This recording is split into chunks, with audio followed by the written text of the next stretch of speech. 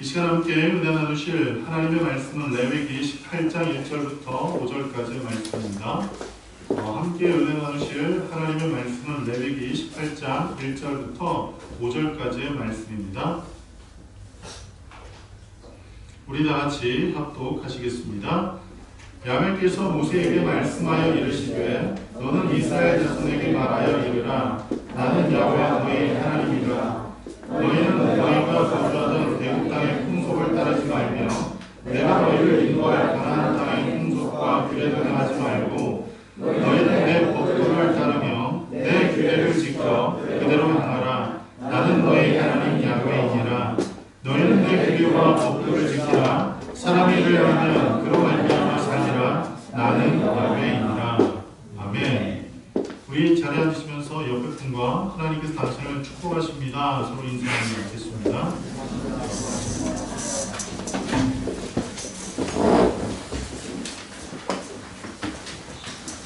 하나님께서 우리를 사랑하셔서 하나님 귀한 전에 나와 하나님 앞에 예배 드릴 수 있는 이 놀라운 축복을 허락하셨습니다.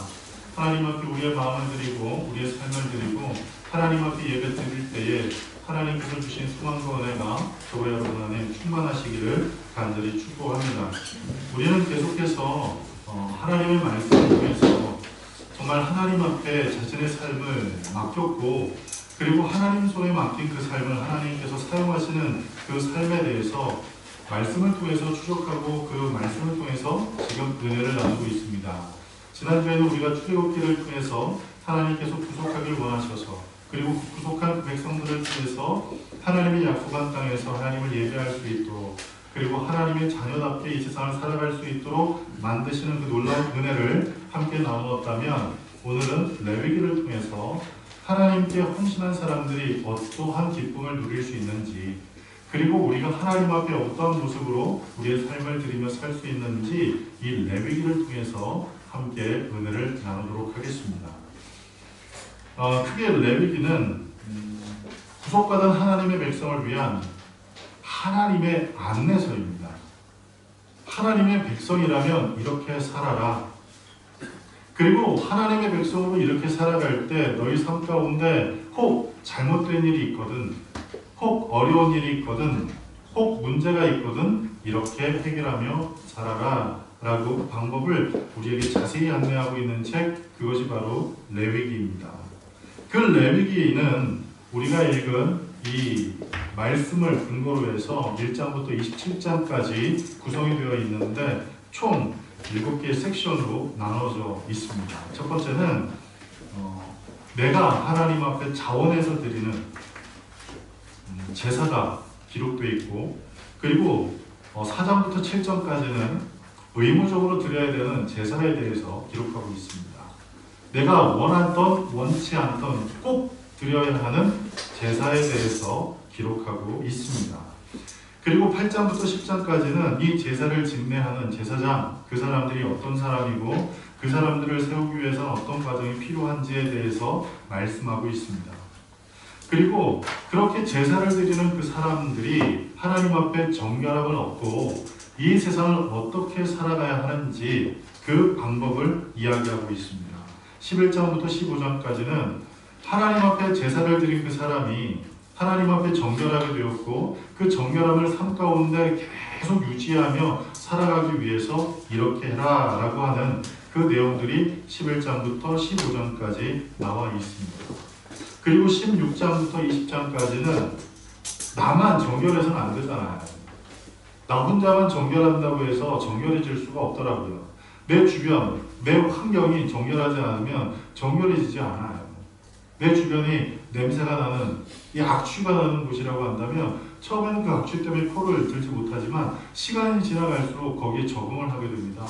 그런데 시간이 지나서 적응을 하는데 참 무서운 것은 뭐냐 하면 내 몸에 그 악취가 배이게 된다는 사실이에요. 그런데 배이게 된 그 악취를 나는 못 느끼고 내 주변에 있는 사람들이 그 악취를 느끼게 된다는 겁니다. 그래서 이 공동체, 사회적인 정결이 필요해서 사회적 정결에 대해서 20장까지 말씀합니다. 그리고 21장부터 24장까지는 이스라엘의 7절기에 대해서 기록하고 있습니다. 그리고 마지막 25장부터 27장까지는 하나님 앞에 우리의 삶을 어떻게 기쁘게 드릴 수 있는지에 대해서 기록하고 있습니다. 이 모든 내용들을 들어보면 어때요? 다 이해가 되죠? 왜 대답 안 하시나요? 이해가 되지 않는 이유는 몇 가지가 있어요. 안 읽었기 때문이에요. 그리고 이해가 되지 않는 이유는 묵상하지 않았기 때문이에요. 여러분, 레위기 읽으세요. 지난주에 얘기했듯이 출애굽기 1장부터 19장까지는 재밌는데 20장부터는 어렵다 이렇게 생각하지 말고요. 정말 20장 이후부터가 진짜예요. 그리고 하나님께 맡긴 삶, 그리고 하나님께 붙들린 그 삶을 살아가기 위해서 우리가 정말 집중해야 되는 그 내용이 오늘 레위기에 나와요. 여러분, 레위기가 어렵죠. 레위기가 쉽지 않아요. 그런데 그 쉽지 않다고 해서 포기해야 될 것이 있는가 하면 포기하지 말아야 할 것이 있어요. 그런데 이 레위기는 우리가 포기하지 말아야 되는 내용 중에 하나입니다. 그래서 레위기는 할 수 있는 대로 여러분들 꼭 읽으셨으면 좋겠습니다. 아멘. 아멘. 자, 요절을 우리 다 같이 한번 읽어볼까요? 레위기 전체를 통틀어서 읽어볼 수 있는 그 말씀 가운데서 요절이 될 수 있는 말씀이 무엇인가? 다 같이 읽어봅니다. 시작. 이제 생명은 네게 있으나 내가 이 길을 너희에게 주어 지난해주여 너희의 생명을 위하여 쓰자가 하였나니 생명이 기에 있으므로 내가 죄를 속하느냐. 아멘. 여러분, 레위기는 결국 무엇을 이야기하냐 하면 결국 우리가 하나님의 성품에 동참하는 것을 의미합니다. 하나님의 성품 가운데 레위기에서 가장 강력하게 드러내는 성품이 있는데 그것이 무엇이냐면 내가 거룩하답니다. 내가 거룩하다는 거예요. 그 거룩함을 우리의 삶 가운데 이루며 살아갈 수 있는 방법이 무엇인가? 그것은 바로 우리가 정결해지는 것인데 그 정결은 무엇을 통해서 이룰 수만 있느냐? 바로 피를 통해서만, 피 흘림을 통해서만 정결케 된다고 말씀하고 있습니다. 이 히브리서 11장 17절에 나와 있는 17장 11절에 나와 있는 이 말씀이 레위기 17장 11절에 나와 있는 이 말씀이 히브리서에도 동일하게 나와요. 그 히브리서에 동일하게 나오는 그 말씀이 히브리서 9장 27절에 나오죠. 피 흘림이 없은즉 죄 사함이 없다라고 말씀합니다. 히브리서 9장 22절에 피 흘림이 없은즉 죄 사함이 없다라고 말씀하고 있습니다. 그래서 이 피 흘림은 굉장히 중요해서 1장부터 시작해서 무엇으로 시작해요? 피로 시작해요. 피 흘림으로 시작해요. 그래서 레위기를 읽을 때 피 흘림, 이 피 냄새가 진동하는 것 같은 그런 느낌이 혹 들지 몰라도 그 내용을 들어보면, 그 내용을 이해해보면 야, 이거 참 귀한 일이다 라고 생각할 수 있게 될 것입니다. 그래서 이 레위기는 크게 세 가지의 주제로 구성되어 있는데 첫 번째, 우리 다 같이 한번 읽어봅시다. 시작! 레위기는 구원받은 자가 하나님께 예배드리는 방법을 알려줍니다. 레위기는 구원받은 사람들이 하나님 앞에 예배드리는 방법을 알려줍니다. 구원받았어요. 구원받고 난 다음 우리를 구원하신 분이 무엇을 가장 좋아하는지를 알게 되었어요. 그게 무엇이냐면 예배드리는 거예요. 하나님께서 우리를 만드신 이유, 우리를 구속하신 이유, 그것은 예배드림이라고 우리가 이미 배웠잖아요. 그래서 하나님께서 우리를 예수 그리스도의 보혈로, 보배로운 피로 우리를 구속하신 그 가장 큰 목적은 구원한 우리들을 통해서 하나님 영광 받으시기 위해서, 예배하게 하기 위해서 우리를 구원하셨다는 사실이에요. 그러면 이 예배 드리는 필요성을 우리가 알게 되었는데, 그러면 어떻게 하면 좋겠냐는 거예요. 어떻게 예배를 드리면 좋겠느냐? 그럴 때 그것에 대한 기준을 누가 정해줘야 되지요? 그 예배 드리는 그 기준을 누가 정해야 되지요? 내가 정하나요? 아니면 예배를 받으시는 분이 정하는 건가요? 예배를 드리는 내가 정하는 건가요? 예배를 받으시는 분이 정하는 건가요? 예배를 받으시는 분이 예배의 기준을 정하시는 게 중요합니다. 그리고 우리가 그것에 맞춰 사는 것이 중요합니다. 우리는 창세기에서 이미 그 내용을 접하게 되었는데 그것은 무엇이냐면 아벨과 가인이 드린 제사예요. 하나님께서는 아벨이 드린 제사를 받으셨지만 가인이 드린 제사는 받지 않으셨어요. 왜 그럴까요? 그 이유에 대해서는 여러 가지 있지만 그 중에 하나가 피가 있었고, 그리고 그 가운데 자원함이 있었고, 그 가운데 기쁨이 있었기에 아벨의 제사는 받았지만 그 가운데 피가 없었고, 그리고 기쁨이 없었고, 자원하는 마음이 없는 그 제사를 하나님께서는 기뻐 받으시지 않았다는 사실이에요. 여러분들 레위기를 1장부터 자세히 읽어보면 하나님 앞에 드리는 그 모든 제사의 기준이 있습니다. 그 제사의 기준은 무엇이냐면 하나님께서 받으시도록 드려라 라고 말씀하고 있어요. 따라합시다. 예배는 하나님께서 받으시도록 드려야 한다. 아멘? 레위기를 통틀어서 우리가 이 제사법에 대해서 이해를 할 때 그 제사법의 핵심은 뭐 양을 가지고 오고 순양을 가지고 오고 그리고 염소를 가지고 오고 비둘기를 가지고 오고 그 비둘기를 죽일 때는 무슨 제사에는 목을 비틀되 그 목이 떨어져서는 안 되고 이런 복잡한 여러 가지 물론 중요해요. 그러나 그 모든 것 가운데 가장 핵심적인 것은 무엇이냐면 바로 하나님께서 받으시도록 드리라는 거예요. 하나님께서 받으시도록 드리라는 거예요. 레위기를 읽으면서 우리는 크게 두 가지의 한 사건을 만나게 되는데 그 중에 하나가 무엇이냐면 하나님 제단 앞에 이 불을 늘 펴야 되는데 그 향불을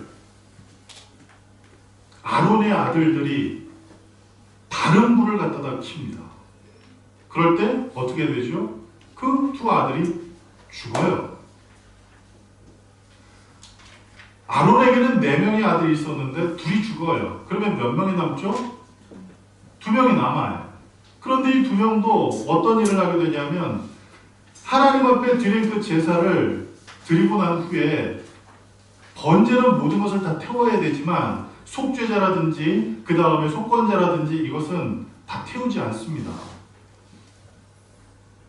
하나님 앞에 제물을 드린 그것을 제사장이 진 안에서 그걸 다 먹어야 하는데 번제가 아닌 속죄제를 드린 그것을 어떻게 해요? 그냥 번제단에다 놓고 다 태워버리고 말아요. 그러자 모세가 그걸 가지고 혼내킵니다. 여러분, 예배는요 하나님께서 기뻐 받으실 만한 모습으로 우리가 드리는 것, 이것이 중요합니다. 사람이 정한 기준을 가지고 예배를 드리는 게 아니라 하나님께서 정하신 원칙과 기준을 가지고 하나님께서 기뻐 받으실 만한 그 내용을 가지고 하나님 앞에 예배 드리는 것이 중요합니다. 그러면 사람들이 생각합니다. 하나님께서 기뻐 받으시는 예배의 순서는 무엇인가? 우리 교회에서 드리는 예배의 순서만 하나님께서 기뻐 받으시나? 그렇지 않아요. 순서와 어떤 그 요소는 크게 중요하지 않겠지만 그 가운데 가장 중요한 게 있다면 그것은 무엇이냐면 신령과 진정이라는 사실입니다.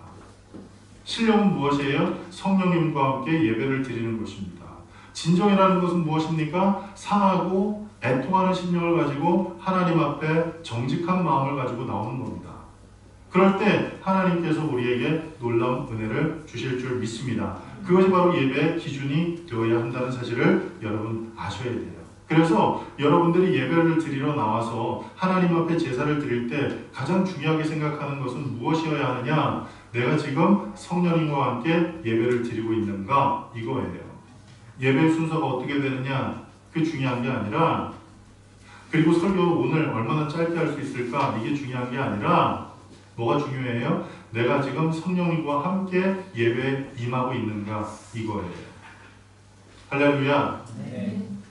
그리고 진정한 마음으로 우리가 통해 자복하는 마음으로 하나님 앞에 나와서 하나님만을 구하는 것, 이것이 예배의 가장 큰 기준이 된다는 사실을 잊어서는 안 됩니다. 두 번째, 우리 다 같이 한번 읽어봅시다. 시작. 제사와 절기 그리고 제사장들의 직무를 통해서 새로운 삶의 방법을 알려준다. 아멘. 자, 우리가 읽은 이 18장 1절부터 5절까지의 말씀을 통해서 보면 하나님께서 우리에게 말씀하시는 중요한 내용이 나와요. 그것은 무엇이냐면 내가 너희에게 새로운 법을 주겠다는 거예요. 새로운 법을 주겠다는 거예요. 이스라엘 백성들이 어디서 나왔어요? 이집트에서 나왔어요. 애굽에서 나왔어요. 이집트에서 나와서 애굽에서 나와서 그들이 어떤 삶을 살았죠? 애굽에서? 이집트에서 어떤 삶을 살았어요? 이집트를 다스리며 살았나요? 이집트에서 그 나라를 정복해서 그 나라를 관장하며 살았나요? 그렇지 않아요. 이집트에서 어떤 삶을 살았는지 우리는 알고 있어요. 종살이라고 살았어요. 종으로 살았어요. 이 종으로 살았다는 그 의미 안에는 여러 가지가 포함될 수 있는데 어떤 나의 삶의 자유에 대한 어떤 어감만이 이 의미로 포함되는 것이 아니라 종교적인 부분에서도 우리의 삶이, 그 이스라엘 백성들의 삶이 굉장히 이 애국화되어 있다는 사실을 우리는 알아야 돼요. 그래서 그들이 생각하고 그들이 말하고 그들이 행하는 그 모든 습성 가운데 애굽에서 배운 것, 애굽에서 체득했던 것, 애굽에서 살았던 자신의 신분들, 그것을 유지했던 그 사람들이 누구냐? 바로 애굽에서 나온 출애굽 1세대의 모습이었어요. 그래서 그 사람들에게 하나님께서 약속하신 그 새로운 땅, 그리고 축복의 땅, 언약의 땅에 들어가서 살 때에 그들이 말하고 그들이 행동하고 그들이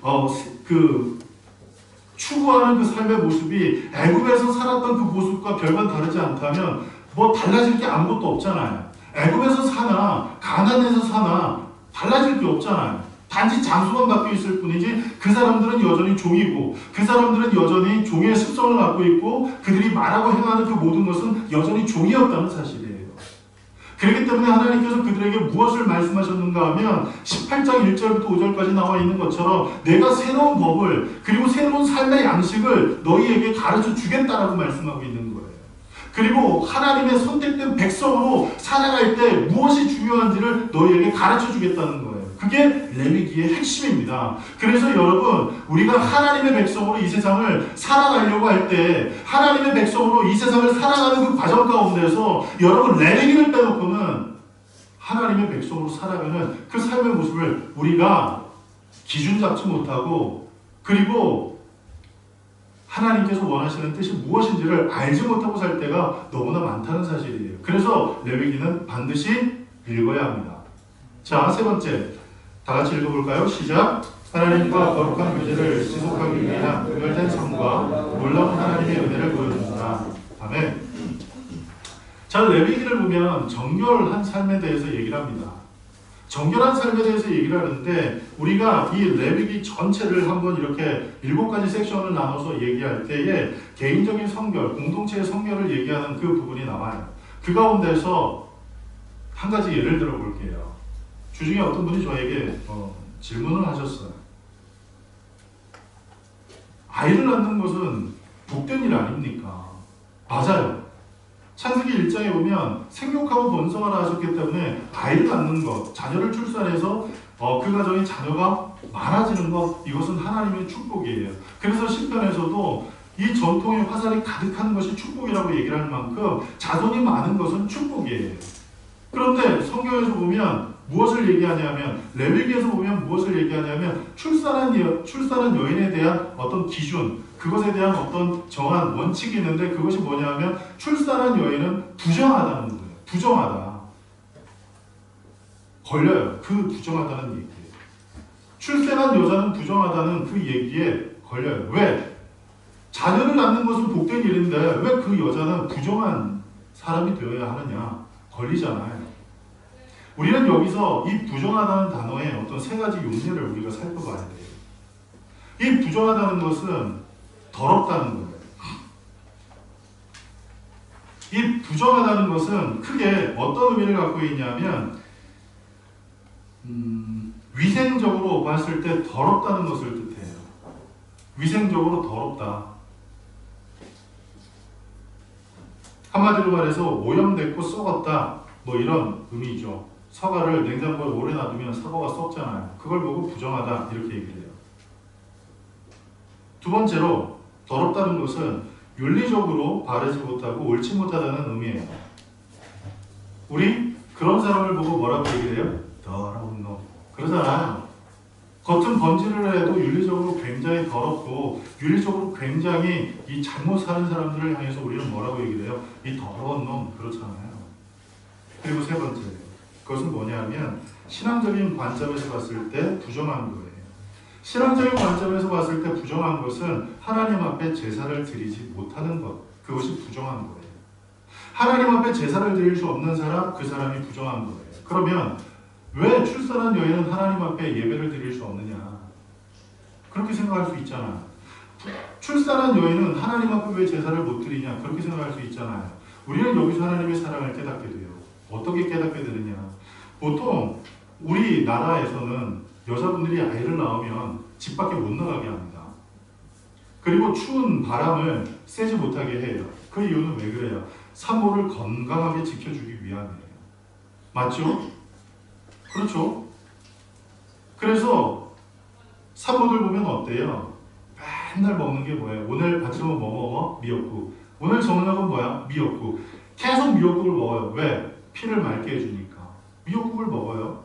그리고 방을 따뜻하게 해요. 왜? 이 늘어졌던 이 온몸의 뼈들이 다시금 이렇게 맞춰질 수 있도록. 그런 그 과정을 거쳐요. 그런 그 과정을 거치는데 생각해 보세요. 아이를 지금 출산했어요. 그런데 출산한 그 사람이 하나님 앞에 제사를 드리러 어디로 가야 되냐면 예루살렘 성전으로 간다고 생각해 보십시오. 출산한 그 사람이 재산이 많은 사람이야 뭐 낙타를 타고 갈 수 있다고 하지만 재산이 없는 사람은 어떻게 해요? 오롯이 걸어가야 한단 말이에요. 오롯이 걸어가야 돼요. 재물을 끌고 그 먼 길을 걸어가야 한다는 그거 생각해 보십시오. 그리고 아이를 낳고 난 다음에는 금방 이 하혈이 멈추질 않아요. 계속 이 하혈을 하게 된단 말이에요. 하혈하지요. 온몸의 뼈는 한번 늘어났다 다시 이렇게 맞춰지고 있는 과정이지요. 그리고 온몸은 힘들지요. 그런데 먼 길을 걸어서 예루살렘 성까지 가야 된다고 생각해 보세요. 어떨까요? 힘들어요. 정상인도 힘든데 아이를 낳은 사람은 정말 힘든 일이에요. 그래서 하나님께서 그 여인을 가리켜서 뭐라고 얘기를 합니까? 아직은 하나님 전에 예배 드리러 안 나와도 돼. 아직은 예배 드릴 수가 없어. 그래서 그렇게 말씀하신 거예요. 그래서 이 하나님의 거룩한 어떤 교제를 지속하기 위해서 하나님께서 정하신 어떤 이 제사, 그 다음에 절기, 이 모든 과정을 통해서 이 구별된 삶을 살아가는 우리의 삶을 보게 되는데 그 안에는 무엇을 보게 되느냐? 하나님의 사랑을 보게 된다는 사실이에요. 자, 레위기는 하나님께서 부르신다라는 뜻을 갖고 있는 단어 와이크라라는 이 단어로 시작이 됐어요. 그런데 이게 나중에 제롬이라는 사람이 이 70인역에서 레비티쿠스 곧 레위 사람들이라는 그러한 이 말로 이것을 번역한 것을 기준으로 해서 오늘날 우리가 레위기 이렇게 읽어요. 그런데 이 레위기의 핵심은 무엇이냐면 하나님께서 부르신다는 거예요. 부르신다는 거예요. 왜 부르시죠? 왜 부르세요? 하나님께서 여러분을 왜 부르실까요? 여러분 오늘 이 레위기를 여러분들이 이제 읽어보시면 아시겠지만 레위기에서 하나님께서 모세를 부르세요. 모세를 부르세요. 그리고 모세에게 그것을 가르쳐 주시고 얘기하시고 그 가르침 받은 그리고 이야기를 들은 그것을 모세가 백성들에게 가서 그것을 알려줍니다. 그래서 이 레위기의 핵심은 모세를 부르시는 하나님, 와이크라, 모세를 부르시는 하나님. 그 부르셔서 무엇 하시는 하나님? 하나님의 말씀을 들려주시는 하나님에 대해서 이 레위기는 기록하고 있어요. 그래서 레위기의 의의는 두 가지가 있는데 첫 번째, 우리 다 같이 한번 읽어볼까요? 시작! 타락한 인간이 하나님과 어떻게 교제할 수 있는가를 알려주는 화해의 지침서. 레위기는 화해의 지침서예요. 레콘실리에이션이라고 얘기를 하는데 이 하나님과 우리가 죄로 인해서 멀어지게 되었어요. 심지어 죄를 지은 그 인간이 하나님께서 그 인간을 위해서 창조하신 에덴에서 쫓겨나게 되지요. 그리고 쫓겨난 그 가운데 그들은 남자는 이마에서 땀이 흘러야만 땅에서 수산을 얻을 수 있고 여자는 출산하는 고통을, 해산의 고통을 얻게 돼요. 그래서 이 출산하는 여인에 대해서 이렇게 얘기를 하지요. 남자아이를 낳을 때는 30일, 33일, 그리고 여자아이를 출산할 때는 66일을 부정하다. 그렇게 얘기를 해요. 거기에 대해서 여러 가지 해석이 분분한데 그 중에 한 가지가 뭐냐 하면 여자아이를 낳을 때 그 여자아이가 뭐 특별합니까?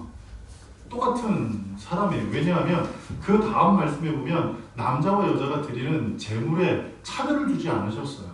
그래서 남자와 여자를 똑같이 생각하셨는데 왜 그런 일을 하셨느냐? 거기에 대한 해석으로 이 하와를 통해서 죄가 들어오게 되었기 때문에 하와를 통해서 죄가 들어왔고 그 죄가 아담에게까지 가서 결국에는 그 첫사람 아담까지 죄를 범하게 했기에 하나님께서 여자아이를 탄생하게 할 때 66일 동안 부정하게 하심으로 그 여자 스스로가 그것을 되새길 수 있도록 만들기 위해서 66일 그리고 그 후에 14일 그래서 도합 80일 동안을 부정하다 뭐 그렇게 얘기하는 경우도 있긴 하지만 그것은 하나의 설입니다. 뭐 그걸 떠나서 하나님과 우리가 화해할 수 있는 방법이 무엇인가요? 하나님과 우리가 멀어졌는데 그 화해할 수 있는 방법이 무엇이냐? 그것은 바로 하나님께서 그 화해 방법을 열어주시는 거예요. 하나님께서 그 화해 방법을 우리에게 가르쳐 주시는 거예요. 그리고 그것을 따를 때만 화해할 수 있는 거예요. 하나님께서 정해주신 원칙은 이건데 다르게 하면서 우리가 어때요? 내가 원하는 대로 내가 했으니까 이제 문제 해결됐어. 이렇게 생각해서는 안 돼요. 하나님께서 정한 원칙대로 하나님께서 기뻐하시는 대로 하나님께서 하라 하신 그것을 순종할 때 그 안에 온전한 화해, 온전한 하나됨이 있게 된다는 사실을 잊어서는 안 됩니다. 그래서 여러분 제사를 통해서 우리가 하나님과 화해가 되게 되는데 그 제사를 통해서 우리가 하나님과 하나가 되게 되는데 그 제사의 핵심이 뭐라고요? 제사의 핵심이 뭐라고요? 피 흘림이에요. 따라합시다. 제사의 핵심은 피 흘림입니다. 제사의 핵심이 뭐라고요? 피 흘림이 있어야 돼요. 그래서 여러분들 하나님 앞에 나와서 예배를 드릴 때에 우리 예배 가운데 무엇이 꼭 필요한가 하면 피 흘림이 필요해요. 피 흘림. 그래서 피 흘림을 하자. 그 뜻은 뭐 날마다 우리가 모여가지고 뭐 송아지를 잡자, 뭐 염소를 잡자 그 뜻이 아니에요. 여기서 얘기하는 피 흘림은 무엇을 얘기하냐면 예수 그리스도의 보혈을 의지하는 가운데 하나님 앞에 나오는 게 필요합니다. 그래서 히브리서 4장 16절은 말씀해요. 날마다 우리가 은혜를 얻기 위해서 은혜 보좌 앞에 담대히 나아간다고 얘기해요. 때를 따라 돕는 은혜를 얻기 위해서 날마다 은혜의 보좌 앞에 나아가는데 그 은혜의 보좌 앞에 나갈 때 우리에게 필요한 것은 무엇이냐면 예수 그리스도의 보혈이에요. 예수 그리스도의 보혈이 아니고서는 그 은혜의 보좌 앞에 담대히 나갈 수가 없어요. 왜 그런가 하면 구약시대에 제사를 드릴 때에 성전들이 있어요. 그 성전들 앞에 번제단이 있고 그 다음에 성막이 있어요. 그리고 그 성막 앞에 그 성막을 두 개로 나누죠. 성소와 지성소로 나눠요. 그래서 그 지성소 앞에 이 분향단을 놔두는데 그 분향단 앞에 피를 뿌려요. 7번씩이나.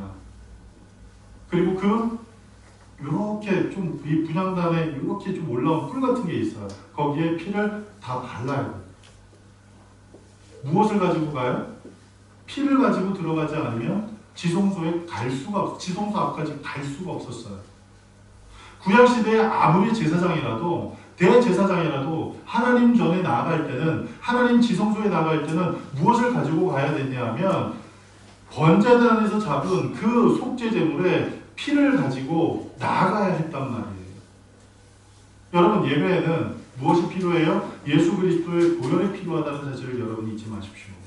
그래서 예수 그리스도의 보혈을 의지하고 예수 그리스도의 보혈과 함께 예배드리러 나오는 그 바른 모습은 무엇이냐 하면 회개하는 믿음으로 하나님 앞에 나오는 거예요. 회개합니다. 회개합니다. 여기서 회개한다는 것은 윤리적으로 잘못한 것을 회개하라는 게 아니에요. 하나님께서 정하신 기준에 우리가 부합되지 못한 그 모든 것을 포함합니다. 그것은 윤리적인 것도 포함하고 그것은 아까 말씀드렸던 위생적인 것도 포함할 수도 있어요. 그리고 종교적인 모든 것을 포함할 수 있어요. 하나님께서 정하신 그 모든 것 가운데 내 마음 가운데 잘못된 것이 생각날 때에 그때 예수 그리스도의 보혈을 의지하면서 우리가 하나님 앞에 나와서 회개합니다. 회개합니다. 하는 마음으로 하나님 앞에 나오는 것 이것이 중요해요. 그게 바로 로마서 12장 1절 2절에서 말씀하고 있는 영적 예배의 출발이 될 수 있다는 사실을 잊지 마시기 바랍니다. 두 번째, 우리 다 같이 읽습니다. 시작. 거룩한 나라로 부름을 받은 사람들이 세상을 사는 방법과 하나님을 섬기는 방법을 알려주고 있어요. 그래, 레위기는 하나님의 백성이 이 세상을 살아갈 때 거룩한 나라로 부름을 받은 우리가 어떻게 이 세상을 살아갈 것인가. 틀림없이 우리는 거룩한 나라로 부름을 받았는데 우리는 세상 나라에 살고 있잖아요. 거룩한 나라로 부르심을 받은 우리가 세상 나라에 살다 보면 틀림없이 무엇이 존재하게 되냐면 간극이 존재하게 된다는 사실이에요. 세상 나라의 법과 하나님 나라의 법에 간극이 존재하게 돼요. 그럴 때 우리가 그 두 가지의 그 긴장을 어떻게 해소하고 그리고 그 두 가지의 긴장 가운데서 우리는 무엇을 선택하며 살아야 할지에 대해서 하나님께서 우리에게 기준을 정해주시는 게 무엇이냐면 바로 레위기라는 사실이에요. 비록 우리가 이 땅에 몸담고 살고 있지만 이 땅에 살고 있는 그 가운데서 이 땅에서 하나님께서 하지 말라 하신 그것을 강요한다고 해도 그것을 따르지 마라. 왜? 하나님 나라의 거룩한 백성으로 우리는 부름을 받았고 거룩한 백성으로 부름을 받은 우리는 거룩하신 하나님께서 정하신 기준으로 살아야 하기 때문이다. 이것을 우리에게 알려주고 그 기준이 무엇인지를 우리에게 가르쳐주고 있는 것이 바로 레위기라는 사실이에요. 이 세상의 기준으로 우리가 세상을 살아서는 안 돼요. 오직 우리의 삶의 기준은 무엇이어야 합니까? 하나님께서 무엇을 원하시느냐, 하나님께서 우리에게 무엇을 말씀하고 계시느냐, 그리고 그 가운데서 우리의 삶의 원칙이 되어야 하는 것은 무엇이냐? 바로 믿음으로 사는 줄 믿으시기 바랍니다. 로마서 1장 17절 그리고 하박국 2장 우리에게 이렇게 말씀합니다. 오직 나의 의는 믿음으로 말미암아 산다고 말씀합니다. 하나님의 의를 가지고 사는 사람, 하나님의 의를 통해서 의롭게 된 사람, 그 사람이 이 세상을 살아가는 삶의 방식은 무엇이어야 하느냐? 믿음이어야 합니다. 할렐루야. 그 믿음이 우리 안에 없다면 아무리 여러분들이 두려워하지 말아야지, 염려하지 말아야지, 근심하지 말아야지, 새 힘이 솟아났으면 좋겠어, 아무리 그렇게 여러분들이 자꾸 반복하고 여러분 스스로를 마인드 컨트롤을 해도 소용이 없어요. 왜냐하면 여러분들이 마인드 컨트롤을 거울 앞에서 해요. 나는 오늘 새 힘 솟아난다. 나는 자신감이 충만하다. 나는 나에게 다가온 그 모든 문제를 피하지 않고 정면 승부할 것이다. 그렇게 생각하고 집 앞에 딱 나가는 순간 맞이하는 현실은 무섭습니다. 두렵습니다. 근심할 수밖에 없습니다. 그리고 여러분을 향해서 여러분을 쓰러뜨리려고 다가오는 일들이 어마무시하게 많습니다. 그리고 피곤한 일이 너무나 많아져요. 그럴 때 어떻게 하면 되겠어요? 그럴 때 어떻게 하면 될까요? 두렵지 않고 새 힘 솟아나고 그리고 모든 것을 할 수 있다는 자신감이 충만한 그와 같은 삶을 살아갈 수 있는 그 유일한 방법은 하나님께서 우리에게 말씀하신 방법은 단 한 가지밖에 없어요. 그것은 무엇이냐 하면 나의 의는 믿음으로 사는 거예요. 할렐루야. 하나님께서 나와 함께 하심으로 나는 이 모든 문제를 해결할 수 있습니다. 하나님께서 나와 함께 하심으로 나에게 다가온 이 큰 파도를 나는 뛰어넘을 것입니다. 하나님께서 함께 하심으로 내게 다가온 이 큰 산 같은 문제를 스가랴 사장에 있는 그 말씀처럼 큰 산아 네가 내 앞에서 무엇이냐, 내 앞에서 평지가 되라고 그렇게 외쳤던 그 느헤미야 말씀처럼 우리가 스가랴에 있는 그 말씀처럼 우리가 그와 같은 삶을 살아갈 수 있게 된다는 사실이에요. 오직 무엇을 통해서? 믿음을 통해서. 할렐루야. 그래서 여러분 이 레위기를 통해서 거룩한 나라로 부르심을 받은 우리가 이 땅을 살아가면서 이 땅에서 맞이하고 있는 그 현실 가운데 그것을 어떻게 조율하고 어떻게 그것을 정리하며 살아가야 할지를 정확히 가르쳐주고 있는 책이 무엇이냐? 바로 레위기예요. 레위기. 그 레위기에서 나와 있는 제사법은 5가지입니다. 물론 그 외에 여러 가지가 있어요. 제사 드리는 방법에 대해서 5가지가 있고 그리고 제사 드리는 제물에 따라서 그리고 이유에 따라서 또 제사법을 또 나눠요. 구분하긴 해요. 그런데 이스라엘의 5대 제사 그러면 크게 번제, 속죄제, 속건제, 화목제, 소제 이 5가지를 나누게 됩니다. 그 가운데서 이 번제라는 것은 무엇이냐면 완전히 태우는 거예요. 완전히 태워요. 왜요? 우리 안에 부정한 것이 있기 때문에 그 부정한 것을 다 태워버리는 거예요. 하나도 남김없이 태워요. 그 중에서 굳이 남긴다면 무엇을 남기느냐? 가죽은 남겨요. 가죽은 누구의 것입니까? 레위 사람들의 것입니까? 제사장의 것입니까? 가죽은 남겨놓더라도 나머지는 다 태우게 되는 것, 이것이 번제예요. 그리고 그 가운데서 화목제, 이 화목제는 이 짐승의 몸 안에 있는 기름만을 빼내요. 콩팥에 있는, 간에 있는, 그리고 곳곳에 있는 기름을 다 빼내요. 그리고 그 기름을 태워요. 그리고 그 나머지는 각을 떠서 어떻게 해요? 제사로 드리는 게 아니라 먹어요. 사람들이 다 나눠 먹어요. 농협 이 이스라엘 백성들은 유목 생활을 했잖아요. 이스라엘 애굽에서 나와서 하나님께서 정하신 그 땅을 갈 때에 모세가 그런 얘기를 해요. 우리가 사흘길을 걸어서 그 땅에 가서 하나님을 예배하겠다 그랬는데 사흘이면 갈 수 있는 그 길을 지금 얼마 동안 갔냐면 석 달 동안 갔어요. 석 달 동안. 애굽에서 나와서 가데스 바네아까지 그곳까지 이 시내산 앞까지 이 도착할 때가 3개월이 걸렸어요. 계속 돌고 또 돌고 또 돌아서 3개월이 지났고 약 39년 9개월 정도를 약 40년 가까이를 이제 이 시내산 그 앞에서 이스라엘 백성들이 살면서 했던 내용들이 이제 민수기와 신명기를 통해서 우리가 접하게 돼요. 출애굽기는 단 3개월의 이 기간이었던 기록. 약 40년의 기록은 이제 민수기를 통해서 우리가 보게 될 텐데 그 내용 가운데서 이 화목제 이스라엘 백성들이 애굽에서 나와가지고요 모두가 다 넉넉하진 않았단 말이에요. 종살이했던 사람이 뭐가 있겠어요? 아무것도 없었어요. 물론 애굽에서 나올 때 애굽 사람들한테 요구하는 대로 애굽 사람이 다 줘야 됐지만 그들이 요구한 그것이 뭐 광야에서 생활하는 동안 다 남아있었을 수가 만무하잖아요. 특히 먹을 것들 그게 참 귀했단 말이에요. 그런데 이 화목제라는 것은 무엇을 의미하냐면 하나님과 우리 사이에 좀 멀어졌을 때 하나님 앞에 드리는데 이것이 하나님과 우리 사이에만 포함한 게 아니라 이웃과 이웃 사이도 포함해요. 그래서 이 화목제는 기쁨 가운데 드리는 제사로서 하나님 앞에 화목제를 드리고 난 다음 거기서 남은 그 제물은 그 주변 사람들과 다 같이 나눠서 먹었어요. 잔치를 벌이는 거예요. 그런데 여러분들이 이 소고기를 구워 먹을 때 어때요? 소고기를 구워 먹을 때 어때요? 등심 맛있잖아요.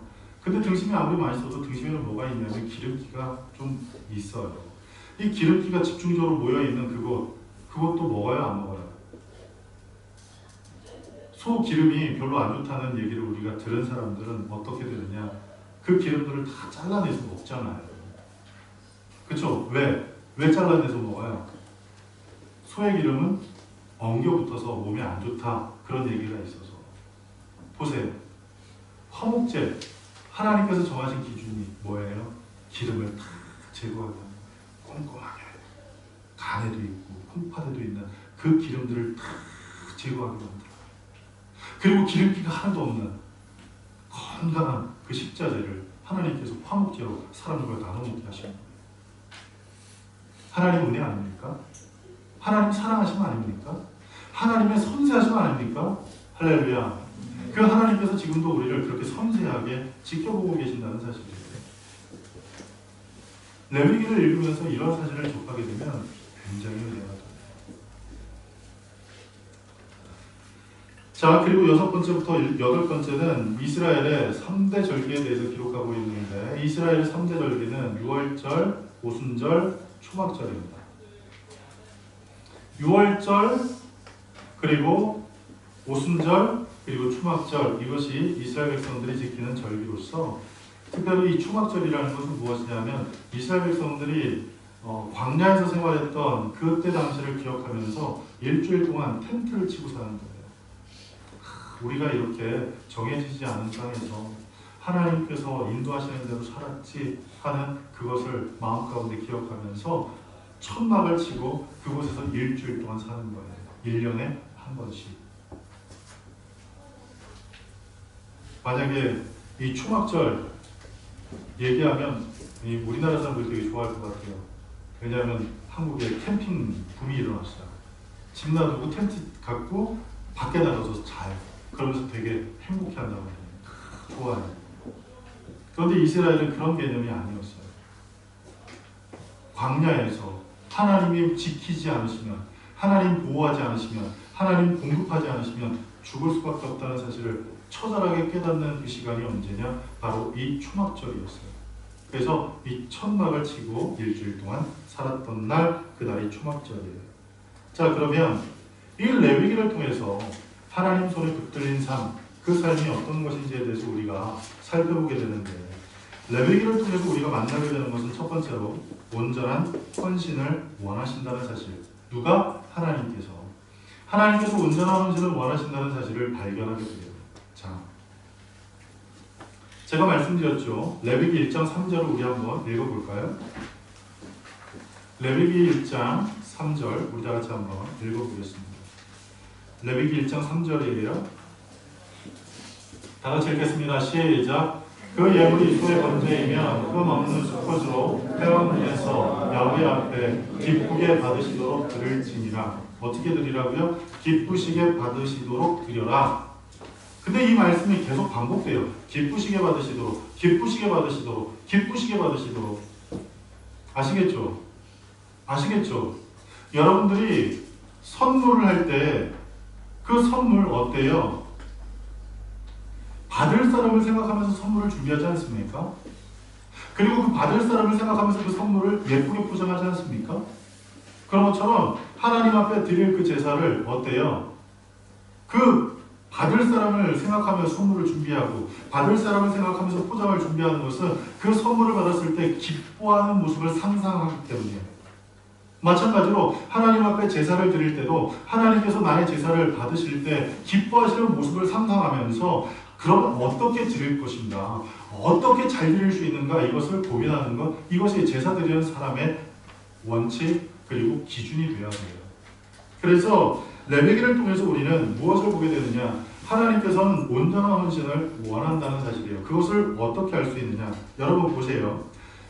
제사장이 제사를 드리는 법을 우리가 자세히 살펴보면 그것을 깨닫게 돼요. 그게 뭐냐면, 자, 두 번째, 제물이 안수하는 것은 시작. 재물이 안수하는 것은 손 만드는 것이 아니라 믿음을 향하여 이루는 것. 어떻게 하는 거라고요? 손만 대는 게 아니에요.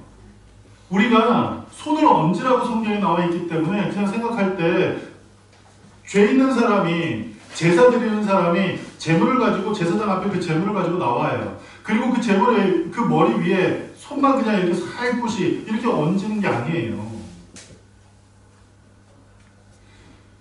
제물, 이 소가 여기 있으면 소에 손을 이렇게 살포시 얹는 것, 이게 이 안수하는 게 아니라고요. 손을 얹는 게 아니에요. 여기서 나와 있는 이 손을 얹다라는 그 말은 히브리어로 사마크라는 뜻인데, 이 사마크라는 말은 영어로 리논이라는 뜻이에요. 리논. 여러분, 기댄다는 것은 어떤 의미예요? 기댄다는 것은 이게 기대는 거예요? 아니에요. 기댄다는 것은 어떤 의미냐면, 힘이 없는 사람이 기대는 것은 자기의 모든 것을 다 그 기대 주는 사람, 기대게 해준 그 사람에게 모든 것을 다 맡기면서 온 힘을 빠뜨리고 축 늘어지는 것, 이게 리논이라는 뜻이에요. 안수한다는 거예요. 그래서 안수한다는 것은 어떤 것이냐 하면, 이 기대는 것처럼 세게 누르는 거예요. 세게. 온 힘을 다해서 누르는 거예요. 손만 살짝 얹는 게 아니라 온 힘을 다해 얹는 거예요. 그 온 힘을 다해 얹는다는 그 의미는 무엇이 있느냐? 바로 온전한 헌신의 의미예요. 온전한 헌신. 그만큼 너희 죄가 너희 스스로가 해결하기에도 힘에 부치는 일이란다. 그것을 알려주시는 거예요. 그래서 온 힘을 다해서 그 제물에 안수하는 거예요. 그리고 그 제물이 죽을 때 절규하고, 그 제물이 죽을 때 피가 흘리는 그 현장 누가 봐요? 누가 봐요? 제물을 가지고 온 사람이 봐요. 안수하고 난 다음 안녕 하고 가고 난 다음에 제사장이 그 제물을 잡는 게 아니에요. 제물을 가지고 온 사람이, 제사장이 어떻게 하냐면 제물을 갖고 와요. 제물을 가지고 온 사람이 있어요. 그러면 제물 가지고 온 사람이 이 제물 위에 손을 얹어요. 그리고 제사장이 이 두 제물 가지고 온 사람 제물 위에 손을 얹어요. 그리고 안수를 하고 난 다음 어떻게 하느냐? 제물 가지고 온 사람이 가서 제물을 잡아요. 그리고 제물을 잡으면 거기서 피가 흐르잖아요. 그럼 그 피를 제사장이 받아서 그걸 가지고 회막 안에 들어가서 지성소 앞에 있는 이 분향단 앞에서 그 피를 뿌렸다는 거예요. 제물을 잡을 때 누가 잡아요? 제사장이 잡아주지 않아요. 대신자가 죽지 않아요. 재물 가지고 온 사람이 잡았어요. 재물이 죽을 때 절규하는 그 모습, 재물이 죽을 때 피를 흘리는 그 모습, 그리고 그 피 흘림을 통해서 정결케 된다는 그 사실을 알 때에 죄를 지으면 안 되겠구나. 하나님께서 싫어하시는 그 죄를 내가 지으면서 이 세상을 살아서 안 되겠구나 하는 것을 알게 되는 거예요. 그래서 여러분, 이 구약의 제사법을 통해서, 레위기를 통해서 우리는 무엇을 발견하게 되냐면 바로 온 힘을 다해 우리의 죄를 척결하고 해결해야 한다는 사실, 그리고 온 힘을 다해서 우리의 삶을 하나님 앞에 맡기는 삶, 하나님 앞에 기대는 삶, 그런 삶을 살아야 하는 것을 가르쳐주고 있습니다. 자, 세 번째, 우리 다 같이 한번 읽어볼까요? 정결한 시작.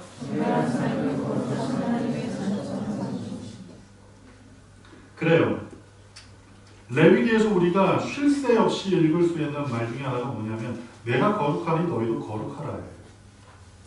레위기 19장 2절을 우리 다 같이 한번 읽어보겠습니다. 레위기 19장 2절이에요.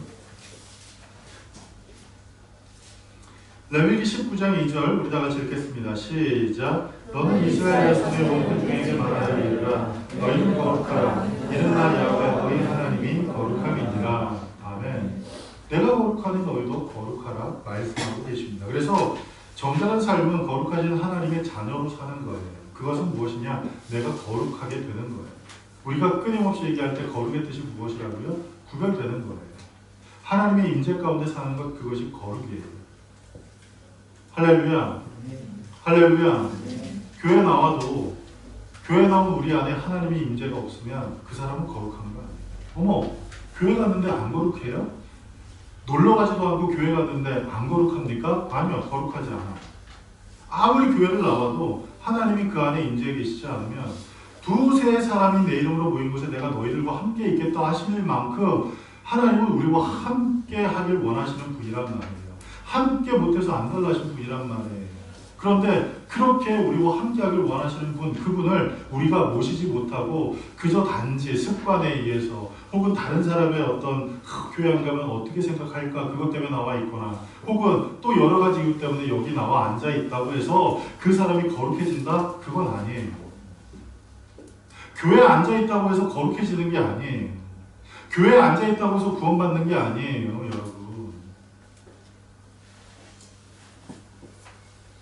교회 나와 앉아 있어도 하나님의 임재가 내 안에 없으면, 그래서 제가 뭐라 그랬어요? 예수 그리스도의 보혈을 의지하고 나와야 하는 것, 그리고 성령 하나님과 함께하는 것, 그것이 예배라고 했잖아요. 그 말은 즉슨 무엇이냐? 내 안에 하나님의 임재가 임해야 하는 거예요. 내 안에 하나님의 임재가 없으면 교회에 앉아 있어도 거룩이 아니에요. 거룩이 아니에요. 아셨죠? 아시겠죠? 그래서 여러분, 하나님 전에 나올 때부터 시작해서 하나님의 임재를 기대하며 나오세요. 그리고 하나님이 함께 하신 것을 믿는 믿음 가운데 하나님 앞에 설 수 있는 저와 여러분들에게 간절히 축복합니다. 그럴 때 내가 거룩하니 너희도 거룩하라 하신 그 말씀을 이룰 수 있게 돼요. 만약 성소에 들어가는 것, 그것이 거룩이라고 했다면 왜 아론의 두 아들은 죽었을까요? 아비후라는 사람은 왜 죽었을까요? 나답이라는 사람은 왜 죽었을까요? 하나님께서 기뻐하지 않는 그 불을 드렸기 때문, 하나님의 임재가 그들에게 없는데 하나님 앞에 함부로 나갔고, 그리고 어떻게 해요? 하나님 앞에 다른 불을 드렸기 때문에 하나님께서 그를 기뻐하지 않고 그를 죽이셨어요. 성전에 나와 있는 것, 그것이 하나님이 기뻐하시는 일이다. 기뻐하실 수 있어요. 대신 조건이 있어요. 그게 무엇이냐? 하나님의 임재와 함께 하나님 앞에 나오는 것, 그것을 하나님은 기뻐하십니다. 할렐루야. 아멘. 자, 두 번째, 정한 것과 부정한 것을 구별하시는 하나님의 사랑. 계속 얘기했어요. 먹는 것, 그리고 질병 있는 사람, 공동체 안에서 질병 있는 사람을 어떻게 처치할 것인가, 그것을 우리에게 알려주세요. 그게 무엇이에요? 레위기예요. 예를 들어볼게요. 어떤 분이 그런 얘기를 해요. 목사님, 성경에 보면 먹어야 되는 게 있고 먹지 말아야 되는 게 있는데 제가 가장 사랑하는 것 중에 하나가 삼겹살입니다. 그런데 삼겹살 먹지 말아야 합니까? 그렇게 질문을 해요. 왜요? 성경에 보면 굽이 갈라졌지만 되새김질하지 않는 것은 먹지 말라고 했잖아요. 돼지는 굽이 갈라지긴 했어요. 그런데 왜 먹지 말아야 돼요? 되새김질을 하지 않기 때문에 먹지 말아야 돼요. 그런데 이 되새김에 대해서 어떻게 해석하는데 하나님의 말씀을 곱씹고 묵상하지 않는 것, 이것이 묵상하는 것, 이것이 되새김질이라고 얘기를 한대요. 아니, 돼지가 하나님 말씀 먹어요? 안 먹잖아요. 그런데 왜 돼지를 먹지 말라고 그랬을까요? 왜 돼지는 먹지 말아야 할까요? 네? 왜 돼지를 먹으면 안 될까요? 맛있으니까? 그래서 먹지 말라 했을까요? 예전에 그런 뉴스가 있었대요. 라면 끓여 먹을 때 계란 넣지 말래요. 왜 그런 줄 아세요? 뉴스에 그런 얘기가 한번 나왔었어요. 라면 끓여 먹을 때 계란 넣지 말래요. 왜? 맛있으니까. 그리고 라면에 계란 넣고 끓여 먹었는데 거기에 밥 말아 넣지 말래요. 왜 그런 줄 알아요? 배부르니까. 그래서 그렇게 하지 말라는 그런 얘기가 있었어요. 농담인데. 여러분, 하나님께서 이 돼지고기를 먹지 말라고 했던 이유가 있었을 거 아니에요. 그냥 밑도 끝도 없이 먹지 말라고 그러지는 않았을 거 아니에요. 굽은 갈라져 있는데 되새김질하지 않았기 때문에 돼지는 필요하면 먹지 말아야 되는데 돼지 먹어보면 안 먹을 수가 없잖아요. 제가 얼마 전에 영국남자라는 유튜브를 봤어요. 그 영국남자의 그 주인공이 영국에 있는 사람들 두 사람을 데리고, 한 사람은 인도에서 온 사람, 또 한 사람은 영국에서 온 사람, 그 사람을 데리고 우리나라 고깃집을 가는 거예요. 고깃집 가가지고 삼겹살을 구워주는데 그걸 먹고 한 사람이 그런 얘기를 하더라고요. 자기가 이 삼겹살을 먹고 오페라를 만들고 싶다. 시를 짓고 싶다. 그렇게 얘기할 만큼 삼겹살이 그렇게 맛있대요.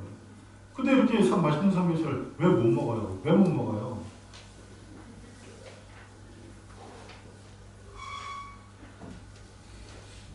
우리가 알고 있기로 돼지는 기생충이 많아요. 돼지는 기생충이 많아요. 기생충이 많은 그것을 잘못 익혀서 먹었을 때는 모두가 다 질병에 노출되게 돼요. 그래서 하나님께서 그것을 미연에 방지하기 위해서 먹어도 될 것과 먹어도 되지 않을 것, 이것을 기준하실 때 채식을 하는 것들은 먹도록, 육식을 하는 것들은 먹지 못하도록 그렇게 하셨다고 어떤 분은 얘기를 하더라고요. 그 중에 하나가 돼지도 포함돼요. 여러분, 돼지들이요, 육식일까요? 초식일까요? 잡식이긴 하지만 육식을 좋아한대요. 그래서 돼지를 먹어서는 안 돼요. 근데 지금 돼지 먹어요, 안 먹어요? 먹어요. 먹어요. 어제 저희 삼겹살 구워 먹었어요. 먹어요. 왜 먹어요? 맛있으니까 먹잖아요. 율법에서 금했기 때문에 먹지 말아야 된다는 생각보다는 맛있다는 생각이 더 먼저긴 해요. 근데 이것도 각자에게 주어진 기준에 따라 달라질 것 같아요. 사도 바울이 고린도전서 15장에 말씀해요. 우상에 절한 음식을 먹어도 되느냐 먹지 말아야 되느냐를 논할 때 먹어도 된다고 얘기를 하고 먹어도 된다고 하지만 믿음이 연약한 사람이 그걸 보고 상처를 받았을 때는 난 그걸 먹지 않겠다, 그렇게 얘기하는 모습이 나와요.